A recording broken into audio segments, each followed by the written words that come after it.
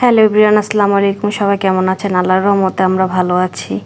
তো আজকে আমরা চলে যাচ্ছি আমাদের মেহেরের ঈদ শপিং করার জন্য।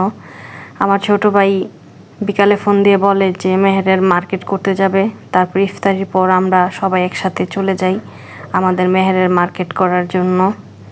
সাথে আরও পরিবারের সবার জন্যই টুকটাক কেনাকাটা আমার ছোট ভাই করে।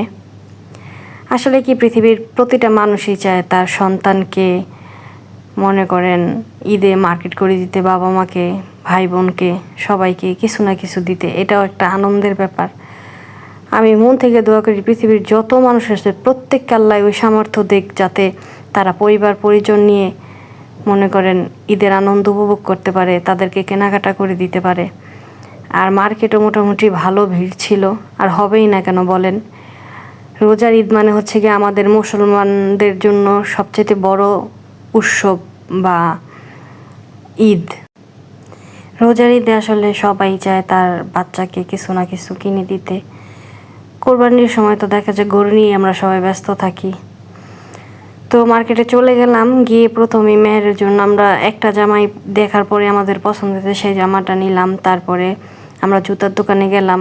জুতার দোকানে যাওয়ার পরে বাচ্চাদের অনেক সুন্দর সুন্দর কালেকশন ছিল। আর চিটাগং মার্কেটে সবসময় মার্কেট করার কারণে সব দোকানদারই মোটামুটি আমাদের পরিচিত ছিল। সবাই খুব আন্তরিক ব্যবহার করছে, বলতেছিল যে ভিডিও করেন, সমস্যা নাই, আপনি ব্লগিং শুরু করছেন, আপনার জন্য আমাদের দোয়া রইল। আমাদের মেহের তো কেনাকাটা করে খুব খুশি, সে হাসতেছিল। তার জামা, জুতা, তার সব কিছুই তার খুব পছন্দ হয়েছে। কাকতালীয়ভাবে আমরা ওইখানে যাওয়ার পরে আমার যারা তো বোনদেরকে দেখি ওরাও মার্কেট করতে গেছে। পরে আমরা মার্কেট শেষ করে মনে করেন ফুচকা মামার দোকানে চলে আসি। ফুচকা মামার এই দোকানে আমরা আজকে অনেক দিন বললে ভুল হবে, অনেক বছর যাবত এই মামার দোকানে আমরা ফুচকা খাই, লাচ্ছি খাই। ওনার খাবার যেমন মান ভালো, তেমন হচ্ছে গিয়ে মনে করেন ওনার ব্যবহার, ওনার কথাবার্তা অনেক ভালো। মানুষটা সবসময় হাসি খুশি থাকে, মানুষের সাথে ভালো ব্যবহার করে। আর ওনার দোকানের ফুচকার লাচ্ছির কথা আর কি বলবো, এক কথায় অসাধারণ। আমি সচরাচর সব দোকানের খাবার আমার কাছে ভালো লাগে না, কিন্তু চিটাং রোডের মধ্যে আমার কাছে বেস্ট ফুচকা এবং লাচ্ছি এই মামার দোকানেরই লাগে। আপনারা যদি কেউ চিটাং রোড যান, ট্রাই করে দেখতে পারেন। এটা হচ্ছে গিয়ে আপনার মসজিদের সাথেই মামার দোকানটা।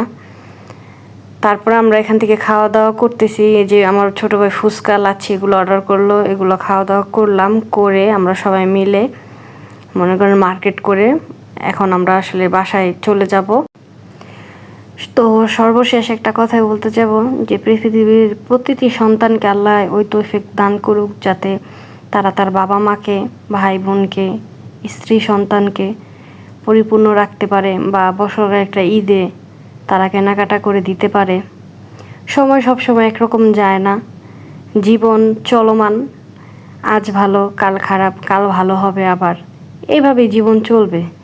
জীবন তো আর থেমে থাকার জিনিস না যে থেমে থাকবে। তারপরে এর ভিতরে আমাদের যাই আছে তা নিয়ে সবাই হাসি খুশি থাকা, একসাথে থাকা, ভালোবেসে থাকাটাই হচ্ছে ইম্পর্টেন্ট। পরস্পরের প্রতি পরস্পরের মায়া থাকাটা জরুরি। আপনি 1 টাকার জিনিস কিনেও আপনি 10 জন মিলে ভাগ করে খেতে পারবেন। আপনি আবার লাখ টাকার জিনিস নিলেও কাউরে ভাগ দিলেন না, সেই খাওয়ার তৃপ্তি নেই।